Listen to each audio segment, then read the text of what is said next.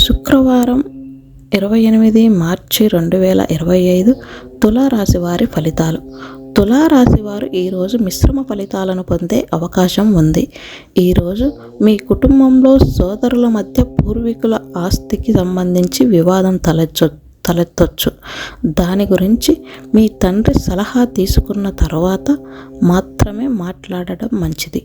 మరోవైపు చిన్న వ్యాపారులు ఈరోజు కొన్ని సమస్యలను ఎదుర్కొంటారు. అవివాహితులకు కొన్ని మంచి వివాహ ప్రతిపాదనలు వస్తాయి. వీటిని కుటుంబ సభ్యులు కూడా వెంటనే ఆమోదించవచ్చు. ఈరోజు మీ బంధువులలో ఒకరికి కొంత డబ్బు ఏర్పాటు చేయాల్సి రావచ్చు.